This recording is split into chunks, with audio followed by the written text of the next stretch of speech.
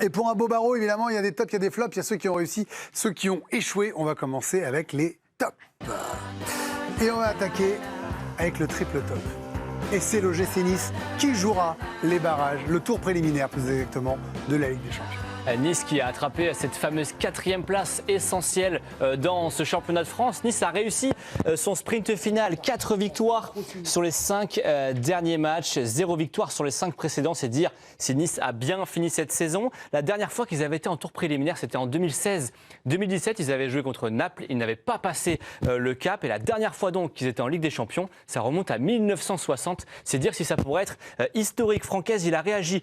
Comment il envisage la C1 l'an prochain après l'échec de la Ligue Conférence cette saison? Il a dit dans l'équipe ce matin: je ne peux pas dire que ça ne m'inquiète pas. Il parle des finances. C'est un vrai problème pour lui parce que je préférerais qu'on ait un peu plus de moyens pour être ambitieux en championnat et en Coupe d'Europe. Mais je connais les contraintes.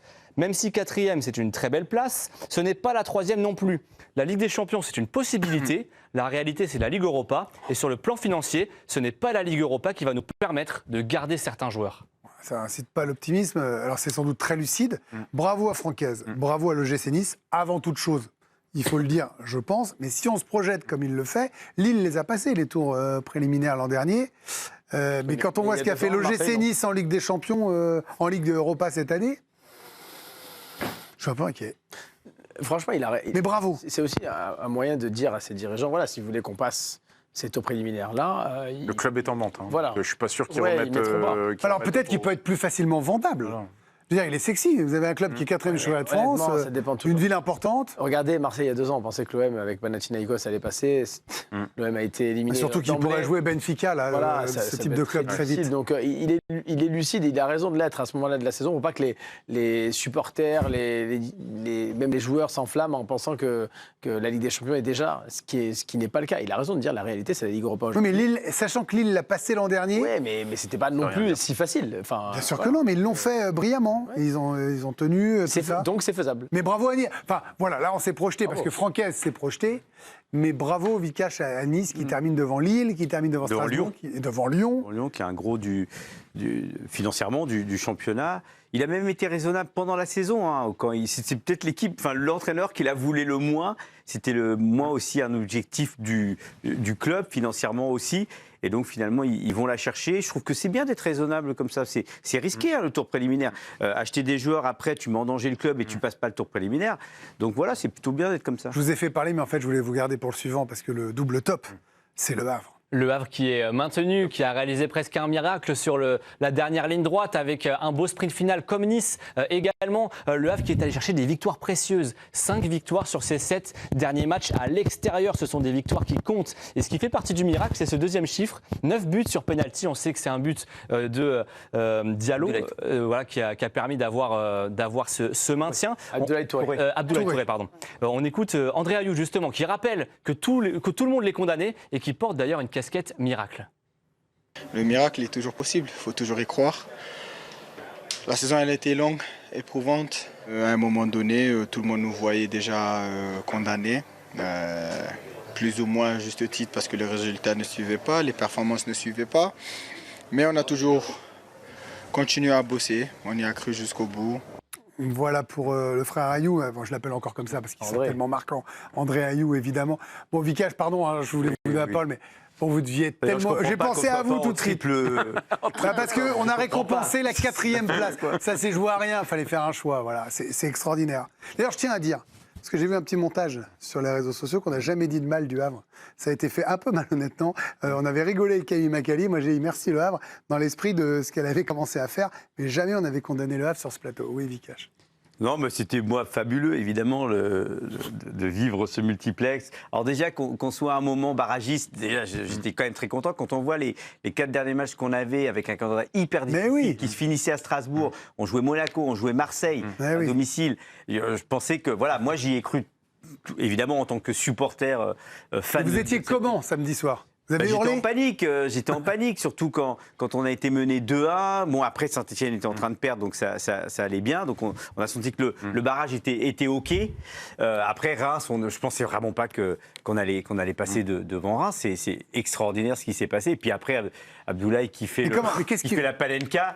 Je veux dire, lui, il joue avec tonnerre, lui, il s'amuse avec nous. Techniquement, le geste est parfait. Elle est Il est costaud sur les exceptionnelle. pénaltys. La Il est très, Panenka très est costaud. exceptionnelle. Là, la Je sais fluidité. plus qui du disait geste, 99% des Mais ce qui a été gardiens génial plongent à un aussi- moment ou à un autre à la 99e minute. Ce qui a été génial aussi, c'est que Digard a été sifflé, Didier Digard, l'entraîneur, qui a été sifflé à un moment par ses propres supporters, alors que la situation du Havre était complètement normale de jouer la relégation. Il a été soutenu par tout le monde dans le club. Il y a une union sacrée autour de lui, et c'est ce qui a permis au club, à la fin, de se sauver. Bravo au Havre. Alexandre Lacazette, simple top, mais top. Bien sûr. La légende lyonnaise qui a réussi sa sortie pour son dernier match avec Lyon à domicile. Lacazette, c'est 391 matchs avec l'OL, 200e but et 201e but avec Lyon devant son public et deuxième meilleur buteur de l'histoire du club. On va l'écouter justement après le match, fier et très ému.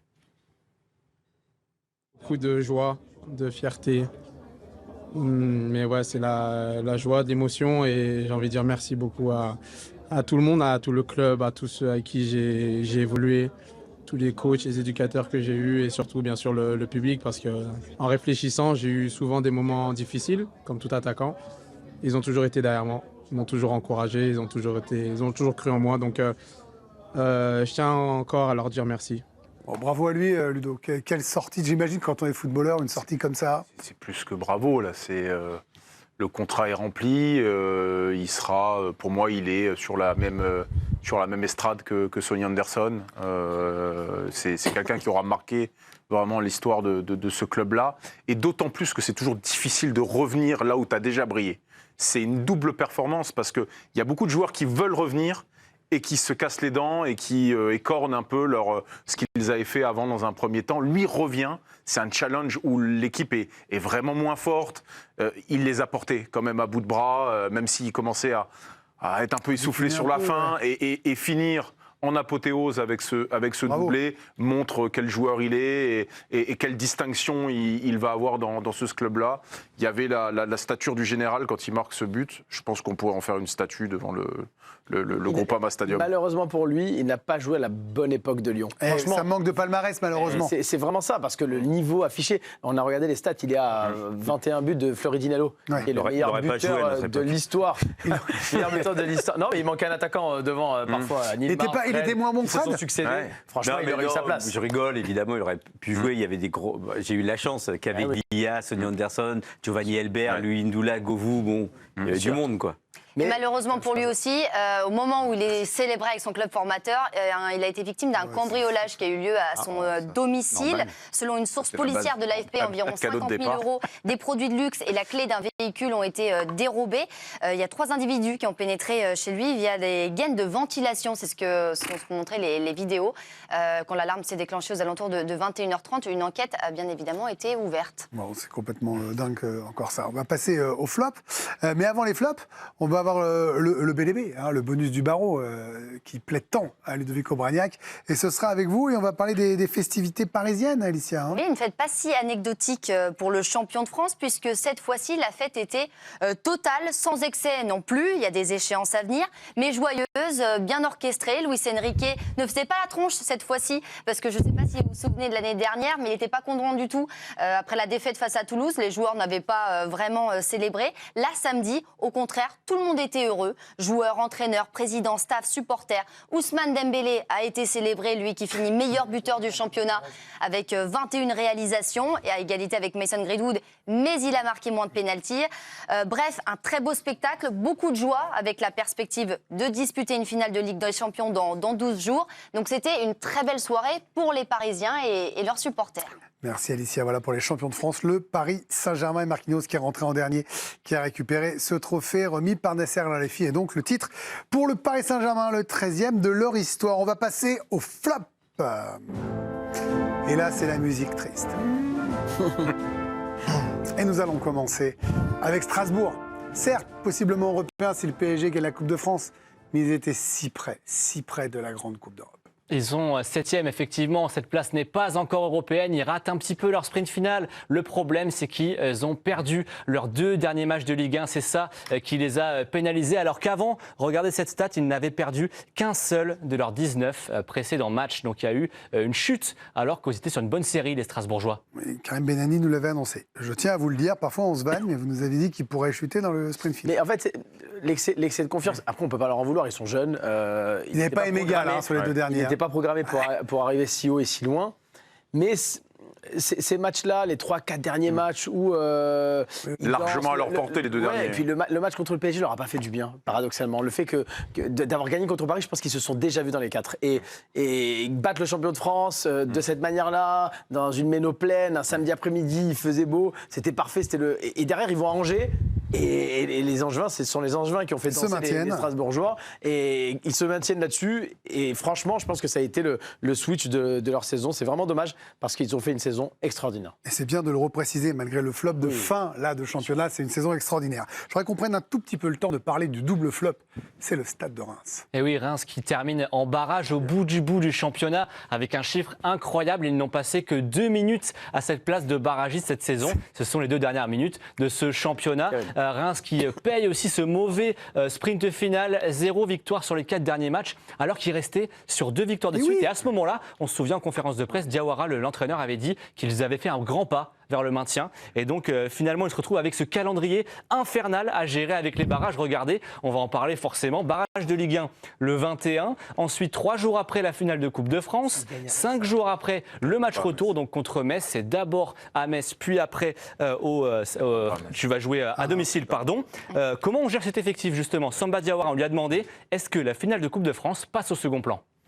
Pour moi, elle passe au second plan. C'est malheureux à dire, mais on a un match déjà à disputer mercredi. On va voir dans quel état seront les joueurs après ce match. Et on pensera au match retour de jeudi. Bon, il y a beaucoup de choses à dire sur Reims. Déjà, cette statistique, Benoît, folle. 2 minutes passées en barrage.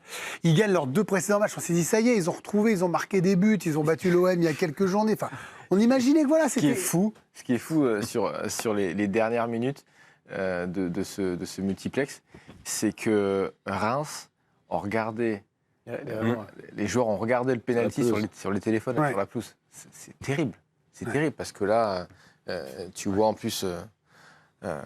Abdoulaye qui met une petite palenka. Il savait qu'il regardait. Et là, c'est toute une saison qui s'effondre. Et donc après, il faut vite. Alors on fait quoi là? Il faut vite se remobiliser parce que mine de rien, ils descendent pas directement comme Saint-Etienne. C'est les barrages. Là, alors qu'est-ce qu'ils font? C'est priorité quoi? Le choix, il est vite choisi, Greg. C'est le maintien. C'est le maintien parce qu'il y a un contexte économique qui est très compliqué. Je pense que là, ils sont au milieu d'euro près, le Stade de Reims. Donc, ils se doivent de rester Donc, la Coupe de France avec les B. Et même avec l'équipe type. Pas avec les B. Ça aurait beaucoup de mal. Je pense que ce sera une équipe. Je pense que ce sera une équipe remaniée. Voilà. Non, mais déjà qu'ils n'étaient pas vraiment favoris quand même. Ça dépend du match.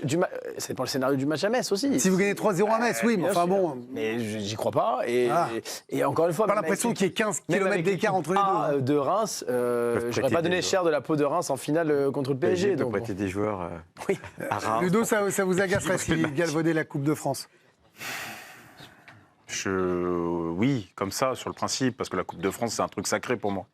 Donc le fait, alors après, évidemment, ils ont des obligations et ils ont la vie, enfin en tout cas l'avenir de certains salariés entre leurs mains, du club, de plein de choses. Parce que là, ils s'y sont clairement pas préparés. Ils ont pris un coup de batte de baseball. Ils pensaient jouer la Coupe de France peinard en étant maintenus. Là, tu repars à l'entraînement pour faire... Psychologiquement, c'est dur. 2 choses à dire. Jean-Pierre Caillot n'ira pas au Stade de France à vélo. Il y a des priorités. Je ne peux pas faire ça, évidemment. Et l'OM pourrait être supporter du PSG parce qu'on aura un trophée des champions. PSG-OM, si le PSG remportait la Coupe de France. Et on termine avec le triple flop. Évidemment, ils descendent. C'était pas les plus forts. C'était les Verts. Et oui, Saint-Etienne relégué en Ligue 2 encore une fois, pénalisé par sa défense, évidemment, avec ce chiffre, plus de 2 buts encaissés par match par Saint-Etienne cette saison, un record pour le club, pénalisé aussi par son irrégularité saison après saison, ça faisait longtemps qu'il flirtait avec ça, les montées, les descentes. Regardez, 2018-2019, il joue l'Europe, il termine 4e en Ligue 1 à ce moment-là. Avant, ils étaient habitués à ça avec Galtier pendant les années 2010, beaucoup joué l'Europe. Et puis depuis, regardez, l'année d'après, 17e de Ligue 1, 11e de Ligue 1, 18e de Ligue 1 en 2022. Là, ils descendent à ce moment-là. Ils descendent en Ligue 2. Ils terminent avec une saison très compliquée. Ils ont flirté avec le national. Ils finissent 8e en Ligue 2, 3e de Ligue 2. Ils remontent en Ligue 1. Et donc, on se retrouve avec cette descente. Le retour de Geoffroy Guichard et des Stéphanois aura été très court. Alors, ils ont un actionnaire très riche. Ils vont garder leur entraîneur qui revient.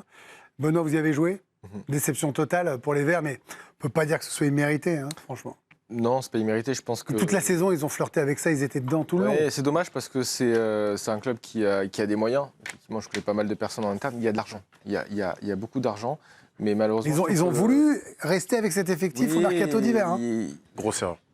Je pense qu'ici, ils ont récupéré quelques joueurs, mais je pense qu'ils auraient dû vraiment se renforcer à chaque ligne, devant, milieu, derrière, vraiment avoir une colonne... Au moins derrière. Avoir une colonne vertébrale qui est vraiment costaud pour pouvoir assurer ce maintien-là. Malheureusement, ils descendent. Voilà, ce qu'il y a de bien, c'est que les propriétaires en parlaient, le projet est toujours là. Oui. Donc voilà, ça ressemble à une année de c'est de vite remonter. Non, je suis pas certain. Là. Vous avez vu le proprio, il s'est fait faire son super blouson couleur de Saint-Etienne. Il a beaucoup d'argent, c'est un gars qui adore le sport, il a beaucoup de franchises américaines. Pas certain. Non, on est sur quelqu'un de solide, hein, mon Ludo, là. Je sais pas pourquoi vous faites du OK, sur quelqu'un de solide qui n'a pas été capable de rectifier le tir. C'est pas lui qui est au quotidien.